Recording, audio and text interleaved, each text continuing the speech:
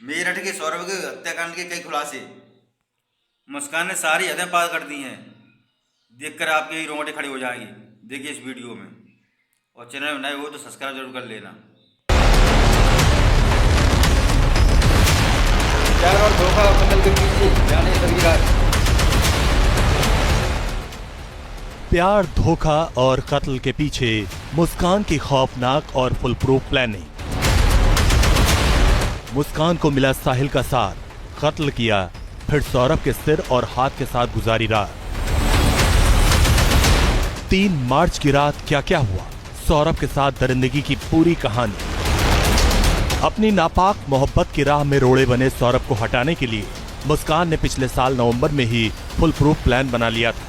मुस्कान और साहिल चाहते थे कि अगर सौरभ को उनके रास्ते से हटा दिया जाए तो दोनों बाकी की जिंदगी आराम से गुजारेंगे। सौरभ की हत्या को अंजाम तक पहुंचाने के लिए मुस्कान ने इसकी तैयारी नवंबर से ही करना शुरू कर दिया था। दरअसल मुस्कान ने अपने कुछ दोस्तों से पूछा कि पूजा की सामग्री को कहां पर दबाया जाता है। इसके साथ ही मुस्कान ने अपने कुछ और दोस्तों से ये भी पूछा कि जानवर के मरने के बाद उसे कहां पर दबाया जाता है। सौरभ लंदन की एक बेकरी में काम करता था। सौरभ को अपना पासपोर्ट रिन्यू कराना था। 28 फरवरी को बेटी का बर्थडे भी था। सौरभ 24 फरवरी को मेरठ पहुंचा था। मुस्कान ने इसे एक मौके की तरह देखा और सौरभ की हत्या की प्लानिंग पर फिर से काम करना शुरू कर दिया। सबसे पहले उसने गूगल पर सर्च किया कि नींद के लिए कौन सी दवा सबसे ज्यादा कारगर होती है। फिर सौरभ को ठिकाने लगाने के लिए उसी की ही मदद ली। मुस्कान ने सौरभ को बोला कि उसे एंजाइटी। फिर सौरभ को लेकर मुस्कान डॉक्टर के पास पहुंची। डॉक्टर से झूठ बोलकर उसने पर्ची लिखवा ली। फिर खुद ही पर्ची पर नींद की गोलियां लिख दी। इतना सब कुछ करने के बाद मुस्कान अपने प्रेमी साहिल को साथ लेकर खैरनगर पहुंची, जहां एक मेडिकल दुकान से नींद की गोलियां खरीदी। घर लौटने के बाद मुस्कान ने मर्डर वेपन खरीदने की प्लानिंग शुरू कर दी। इसमें उसने अपने प्रेमी साहिल को भी शामिल किया। मुस्कान और साहिल शारदा रोड पहुंचे। एक चिकन दुकान से 800 रुपए के 2 चाकू खरीदे। मुस्कान ने 300 रुपए में एक उस्तरा भी खरीदा। शारदा रोड की ही एक दुकान से पॉली बैग खरीदे गए। 10 किलो ब्लीचिंग पाउडर भी एक दुकान से खरीदे। मुस्कान को इंतजार था उस मौके का जब वो घर में अकेले रहे। 25 फरवरी की रात मुस्कान ने सौरभ की हत्या करने की पहली कोशिश की।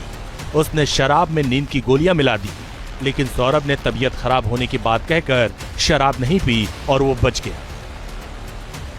3 मार्च 2025 को सौरभ अपनी मां के हाथ के बने हुए लौकी के कोफ्ते लेकर अपने घर पहुंचा और मुस्कान को गर्म करने के लिए दे दिए। इस बात का फायदा उठाते हुए मुस्कान ने जब कोफ्तों को गर्म किया तो उसी में नशीली गोलियां मिला दी, जिसके बाद डिनर करने के दौरान सौरभ खाना खाकर बेसुध हो गया। जिसके बाद मुस्कान ने साहिल को फोन कर घर पर बुला लिया। साहिल जब मुस्कान के घर पहुंचा तो सौरभ बेहोशी की हालत में था। वो किचन में गया, वहां से 2 चाकू उठाकर लाया, जिसे मुस्कान ने चिकन की दुकान से खरीदा था। साहिल ने मुस्कान से कहा, सौरभ को अब तुम्हें ही खत्म करना होगा। सौरभ का वध तुम ही करोगी, मैं नहीं।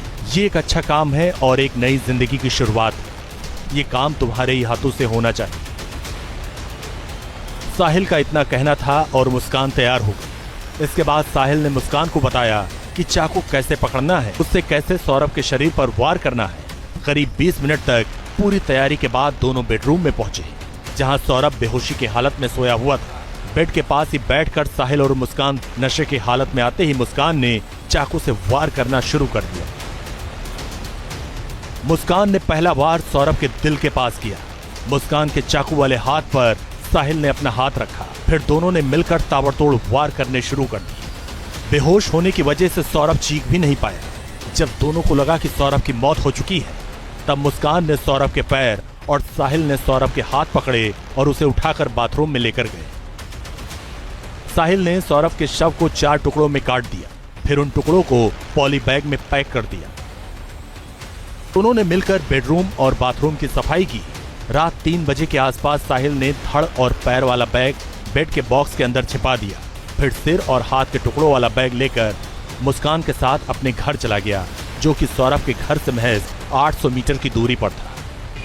4 मार्च सुबह 7 बजे साहिल ने मुस्कान से 1 ड्रम सीमेंट और रेत लाने के लिए कहा, जिसके बाद मुस्कान मेरठ के मार्केट से ये सब सारा सामान लेकर अपने घर पर पहुंची। साहिल उसके साथ था और इस दौरान शव को टुकड़ों में जो किया हुआ था ड्रम में डाला गया और उसके बाद सीमेंट के घोल को ड्रम में डाल दिया गया। उसकी वजह थी ड्रम के ऊपर सीमेंट का लेप लगाने से जो ड्रम में शव को छुपाया गया था उसकी बदबू बाहर ना आ सके। ये पूरी प्लानिंग मुस्कान और साहिल ने मिलकर की। सौरभ के शव को ठिकाने लगाने के बाद मुस्कान और साहिल हिमाचल प्रदेश के लिए निकल गए। मुस्कान ने अपनी बेटी को पहले से ही अपनी मां के पास पहुंचा दिया था। शिमला में दोनों ने होटल और कैब पर 54,000 रुपए खर्च किए। 13 दिनों तक दोनों अलग अलग होटल में रहे। मंदिर में जाकर एक दूसरे को वरमाला पहनाई। मुस्कान अपने साथ सौरभ का फोन भी ले गई थी। इस दौरान वो कॉल रिसीव नहीं करती थी, लेकिन व्हाट्सएप पर टेक्स्ट मैसेज का जवाब जरूर देती थी। एक मैसेज में लिखती है, मैं पार्टी में हूं, यहाँ बहुत शोर है, बात नहीं हो पाएगी। सौरभ के परिवार वालों को भी मुस्कान ने व्हाट्सएप पर मैसेज भेजा और बताया कि वो शिमला में मुस्कान के साथ है। इस दौरान सौरभ की बहन ने उसे कई बार मैसेज के जरिए बात भी की। 6 मार्च को सौरभ की बहन चिंकी ने पूछा, वो कहाँ है? सौरभ के मोबाइल पर मुस्कान ने जवाब दिया, मैं बाहर हूं, होली के बाद आऊंगा। 8 मार्च को चिंकी ने फिर मैसेज किया, वो अपनी बेटी को अपने साथ क्यों नहीं ले गया? उधर से जवाब आया, वहां का तापमान -10 डिग्री सेल्सियस है, यहां आती तो बीमार हो जाती। 13 मार्च को चिंकी के मोबाइल पर होलिका दहन का शुभकामना संदेश मिला।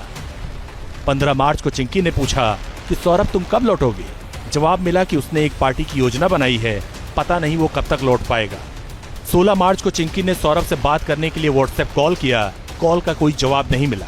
17 मार्च को फिर चिंकी ने कॉल किया, लेकिन कोई जवाब नहीं मिला। 17 मार्च को ही सौरभ के परिवार वालों को शक हो गया और उन्होंने पुलिस में शिकायत दर्ज कराई। उधर 17 मार्च को ही मुस्कान और साहिल मेरठ लौट आए। अगले दिन मुस्कान अपनी मां के घर पहुंच गई। मुस्कान की मां ने पूछा कि सौरभ कहां है। इस पर मुस्कान ने बताया कि सौरभ को उसके घर वालों ने मार दिया। लेकिन मुस्कान की मां को अपनी बेटी पर शक हुआ। उन्होंने सख्ती से पूछताछ की तो मुस्कान ने सारा सच उगल दिया। इसके बाद मुस्कान ने इसकी जानकारी अपने पिता को दी। पिता ने ये जानकारी ब्रह्मपुरी थाने की पुलिस को दी। 18 मार्च को पुलिस ने मुस्कान और साहिल को गिरफ्तार कर लिया और उनकी निशानदेही पर ड्रम से शव के टुकड़े को बरामद कर लिया। अगर आप लोगों को वीडियो अच्छा लगा हो तो लाइक कमेंट शेयर और सब्सक्राइब जरूर कर लेना। ओके, धन्यवाद। जय हिंद, जय भारत।